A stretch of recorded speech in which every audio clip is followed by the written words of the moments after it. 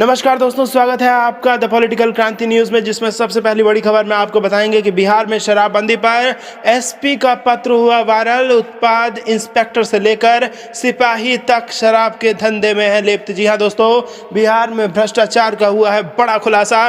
दूसरी बड़ी खबर में जिक्र होगा कि बिहार सरकार कोरोना वैक्सीन लगाने में भेदभाव कर रही है, आईएमए ने लगाया गंभीर आरोप। और तीसरी बड़ी खबर में आपको बताएंगे कि तेजस्वी यादव से मिलने पहुंचे शिक्षक अभ्यर्थी, गिरफ्तार साथियों को छुड़ाने की उठाई मांग। दोस्तों, हर एक खबर की गहराई में आपको ले जाएंगे, लेकिन उससे पहले अगर आपको भी ऐसा लगता है कि बिहार में अपराध और भ्रष्टाचार बढ़ रहा है तो आप अभी इस वीडियो को लाइक कीजिए और इस लाल बटन को दबा के इस चैनल को फ्री में सब्सक्राइब करके घंटी बजाकर कमेंट में लिखिए जय हिंद। दोस्तों, रुक करते हैं तमाम बड़ी खबरों की तरफ। बिहार में शराबबंदी, एसपी का पत्र वायरल। उत्पाद इंस्पेक्टर से लेकर सिपाही तक शराब के धंधे में लिप्त हैं। जी हां दोस्तों, बिहार में शराबबंदी के बावजूद शराब का धंधा होने को लेकर एसपी महानिषेध ने उत्पाद विभाग के अधिकारियों की भूमिका पर सवाल खड़ा किया है। एसपी द्वारा शराब के धंधे में उत्पाद विभाग के इंस्पेक्टर, दारोगा और सिपाही के संलिप्त होने का आरोप लगाते हुए इनके और रिश्तेदारों की संपत्ति की जांच करने को कहा गया है। इस बाबत उन्होंने सभी जिलों के एसएसपी और एसपी को पत्र लिखा है। यह पत्र सोशल मीडिया पर भी वायरल हो गया है। एसपी महानिषेध द्वारा लिखे गए पत्र में कहा गया है कि बिहार के सभी थाना क्षेत्र में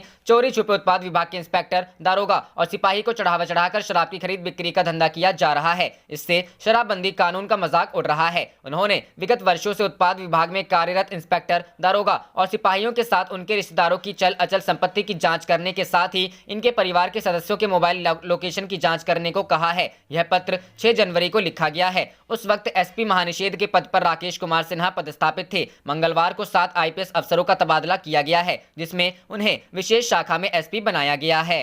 रुक करते हैं अगली खबर की तरफ। बिहार सरकार कोरोना वैक्सीन लगाने में भेदभाव कर रही, आईएमए ने लगाया गंभीर आरोप। जी हां दोस्तों, बिहार में कोरोना टीकाकरण कार्यक्रम के बीच से राज्य सरकार पर इंडियन मेडिकल एसोसिएशन यानी आईएमए ने गंभीर आरोप लगाया है। आईएमए का आरोप है कि बिहार सरकार कोरोना वायरस में भेदभाव की नीति अपना रही है। मंगलवार को आईएमए बिहार के पदाधिकारियों की आपात बैठक के राष्ट्रीय अध्यक्ष डॉक्टर शहजाद प्रसाद सिंह की अध्यक्षता में हुई बैठक में आईएमए के सदस्यों ने स्वास्थ्य विभाग पर कोरोना टीकाकरण में सरकारी और निजी स्वास्थ्य कर्मियों के बीच भेदभाव किए जाने का आरोप लगाया। आईएमए का कहना है कि कोरोना के हाल में स्वास्थ्य मंत्री और प्रधान सचिव की अपील पर आईएमए ने बिहार में राज्य के सभी क्लिनिक और नर्सिंग होम को नियमित रूप से खोलने का फैसला किया, लेकिन जब टीका देने की बारी आई तो केवल सरकारी और निलंबित प्राइवेट क्लिनिक को ही प्राथमिकता दी जा रही है, जो सरासर गलत है। आईएमए की बैठक में 5 सूत्री मांगों के प्रस्ताव को भी पारित किया गया है। आईएमए ने 28 जुलाई 2020 को स्वास्थ्य विभाग के अपर सचिव कौशल किशोर की तरफ से जारी आदेश को निरस्त करने की भी मांग की है। इस आदेश में क्लिनिकल एस्टेब्लिशमेंट एक्ट के तहत निबंधन नहीं कराने पर नर्सिंग होम और क्लिनिक को सील करने का निर्देश दिया गया है। आईएमए ने कहा है कि जब तक बिहार में क्लिनिकल एक्ट का प्रारूप लागू नहीं करता है, तब तक छोटे और मीडियम दर्ज के क्लिनिक को क्लिनिकल एक्ट से मुक्त रखा जाए।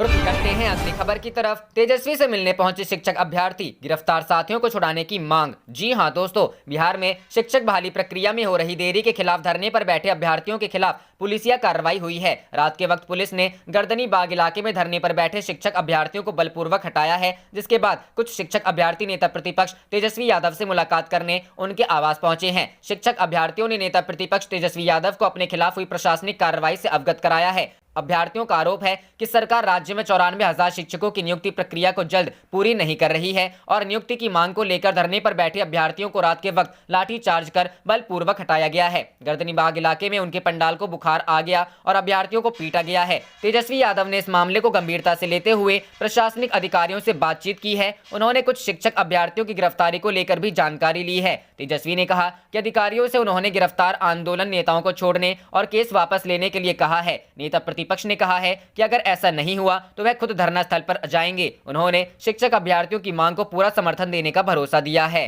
करते हैं अगली खबर की तरफ। सरकार किसानों के बीच 10वें दौर की वार्ता आज, क्या बनेगी बात। जी हां दोस्तों, तीनों कृषि कानूनों के खिलाफ बीते 55 दिनों से जारी आंदोलन के बीच केंद्र सरकार बुधवार को किसान संगठनों के साथ 10वें दौर की बातचीत करेगी। सरकार इस बैठक में किसानों से गणतंत्र दिवस पर ट्रैक्टर रैली न करने का अनुरोध करने के साथ ही फिर से कानूनों के प्रावधान पर चर्चा का प्रस्ताव देगी। वहीं ट्रैक्टर रैली निकालने पर अड़े किसान नेताओं को दिल्ली, यूपी और हरियाणा की पुलिस मना नहीं पाई। पुलिस अधिकारियों ने मंगलवार को सुबह 11 बजे से शुरू हुई तकरीबन 1 घंटे की बैठक में किसान नेताओं से अपने फैसले पर पुनर्विचार करने के लिए कहा, मगर किसान नहीं माने। माना जा रहा है कि अगली बैठक 1 या 2 दिन में फिर होगी। वहीं तीनों कृषि कानूनों पर सुप्रीम कोर्ट की बनाई समिति की मंगलवार को पहली बैठक पूसा परिसर में हुई, जिसमें यह तय किया गया है कि समिति किसानों के साथ 21 जनवरी को पहली बैठक करेगी, जो सुबह 11 बजे शुरू होगी। जो किसान बैठक में नहीं आ सकते हैं, उनकी राय वीडियो कॉन्फ्रेंसिंग से ली जाएगी। दरअसल मंगलवार को होने वाली इस बैठक को सरकार ने ट्रैक्टर रैली और सुप्रीम कोर्ट की गठित समिति पर किसान संगठनों का रुख भांपने के लिए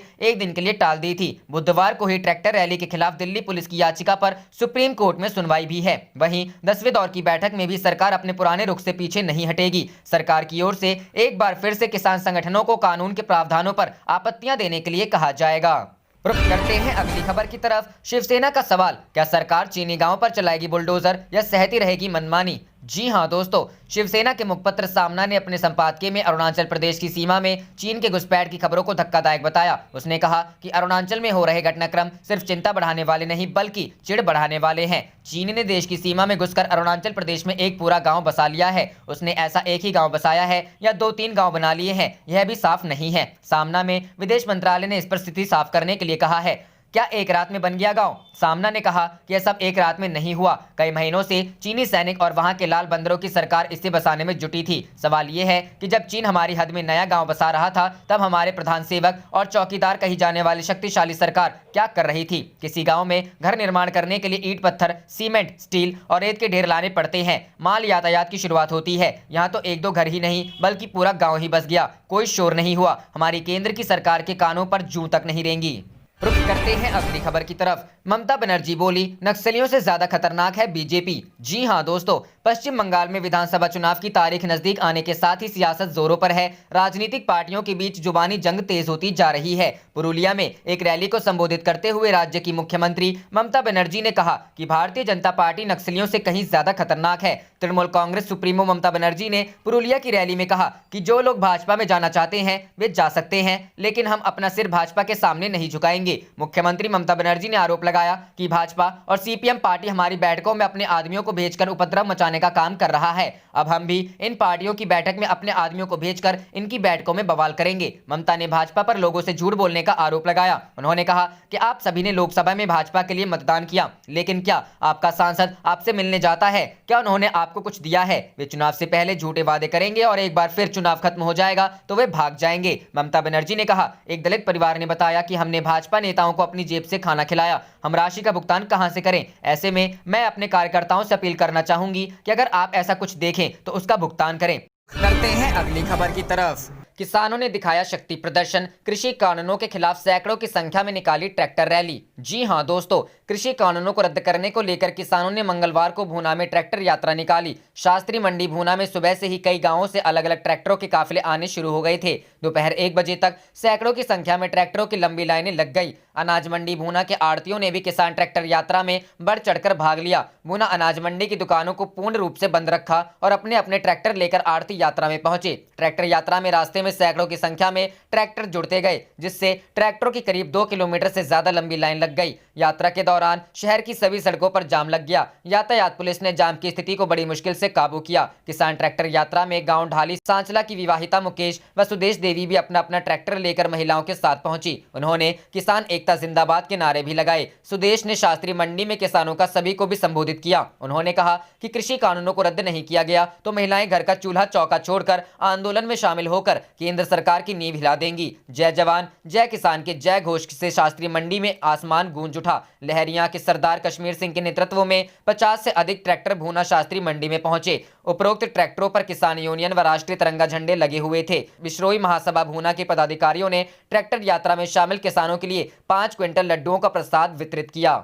करते हैं अगली खबर की तरफ। येदियुरप्पा की बड़ी मुश्किलें, कैबिनेट विस्तार से नाखुश विधायकों के सुर तल्ख। जी हां दोस्तों, कर्नाटक के मुख्यमंत्री बीएस येदियुरप्पा की मुश्किलें थमने का नाम नहीं ले रही। दरअसल कर्नाटक के बागी विधायकों ने खुलेआम अपनी नाराजगी को जाहिर करना शुरू कर दिया है। इन बागी विधायकों को राज्य सरकार के हाल ही में हुए कैबिनेट विस्तार में कोई मौका नहीं मिला। कुछ वरिष्ठ विधायकों का दावा है कि वे अपनी चिंताओं और दावे को पार्टी के केंद्रीय नेतृत्व के सामने भी रख सकते हैं और मामले में हस्तक्षेप की मांग कर सकते हैं। नाराज विधायकों का मानना है कि हाल ही में हुए कैबिनेट विस्तार में उन्हें इग्नोर किया किया गया। नाराज नेताओं का दावा है कि कम से कम 14 से 15 विधायक नाराज हैं और बागियों का मानना है कि पूरी कैबिनेट को फिर से बनाया जाना चाहिए और सरकार के 20 महीने पूरे होने पर नए चेहरों को मौका दिया जाना चाहिए। जुलाई 2019 में शपथ लेने वाले येदियुरप्पा मार्च में मुख्यमंत्री के तौर पर अपने मौजूदा कार्यकाल के 20 महीने पूरे करेंगे। हालांकि नाराज विधायक ये नहीं कह रहे हैं कि मुख्यमंत्री को बदला जाना चाहिए, बल्कि वे चाहते हैं कि उनकी चिंताओं का निराकरण हो और उनकी योजना इस बारे में केंद्रीय नेतृत्व से मुलाकात करने की है।